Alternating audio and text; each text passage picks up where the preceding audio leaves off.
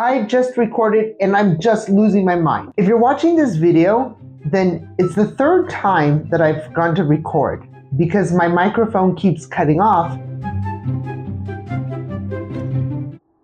So what happened? It cut off. I thought that the whole thing had recorded. I started listening back and that was just what it was like. So I walk out and I start cussing and I run into my mom and she says, "What's going on?" I'm like, "I just recorded." That's basically what I said. So look at what I'm talking about. I made the mistake. I just made this mistake. I made the mistake of justing. We're talking about just. When just is used to fill a gap.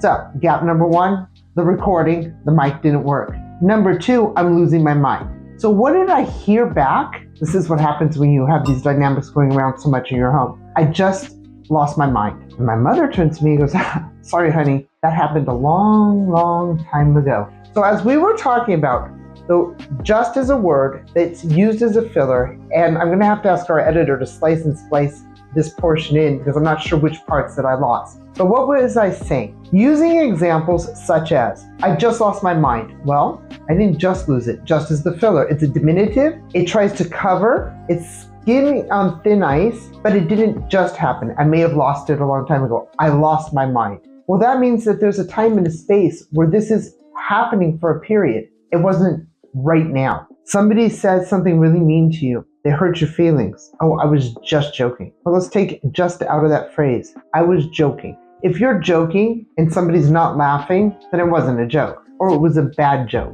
And if that person isn't laughing, then why not say, "Oh, it was a bad joke"? But when we use just to try to justify, to escape from, to cover up, to diminish, then we don't realize or recognize the impact. So let's look at a few more of those. I took a day off. I just ate a huge pizza. Well, the just is diminishing and the huge pizza is big. Take out the just. I ate a huge pizza. Acknowledge the fact. I was just saying goodbye to the person sitting right next to me. I'm just saying goodbye. We're just saying goodbye right now. Your way of politely or trying to politely say, "I think it's time to go." But every time that just is there, it's another way of filling something that you don't want to have to acknowledge or you don't have to recognize. Not yet. I'm trying to think of one good way. I'm seeing you through the ring light. Sophia's on the other side of the ring light.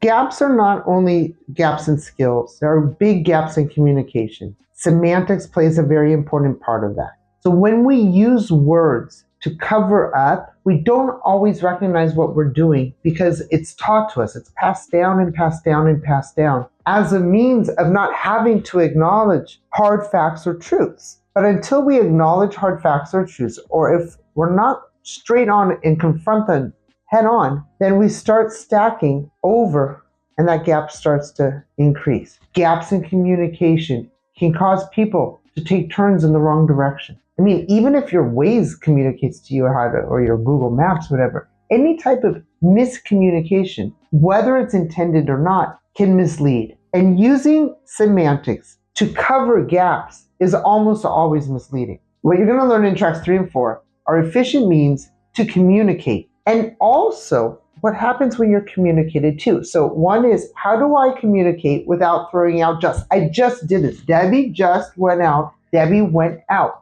frustrated and she threw out 2 just out of her mouth. Everybody does it. It's habit. But when you catch yourself doing it, I just went crazy, I just lost my mind, then you get the feedback, no, that happened a long time ago. It's a ways of someone saying time and place pre-existed. That justification is your way of covering something up that's ongoing. But what happens when other people come back to you and they use it? And that's something I want you guys to try to do. Every time you hear somebody tell you over the next week, it's just a way of saying it. Why are you so sensitive? It's just the way I was trying to talk.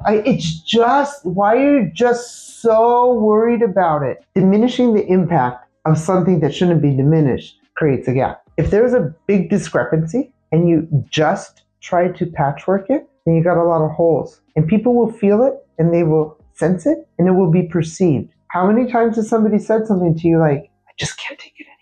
I just can't take it anymore," with the expectation that you're going to do something about it. But they walk away and go, "What do they want me to do about it? It's not my problem." That just acts as a transference to diminish and to cover up. So let's work on this through tracks 3 and 4. Not only what you say and how you say it, to be more direct and take just out. But as you go through the next week and you start to listen to people, every time somebody says just in front of something else, stop and start questioning it. What is that person trying to diminish? What impact are they trying to lessen? What gap is actually behind it? Because when you have the skill not only to control yourself or to correct yourself, I mean, I just made the mistake. There you go. I made the mistake. Matter of speech. When you make those mistakes and they're more than just a just, you're able to catch yourself, you're able to correct it, you're able to acknowledge where that gap lies of what it is that's really bothering you or that you don't want to confront. And when other people come to you and they have that same idiomatic expression and they're using it to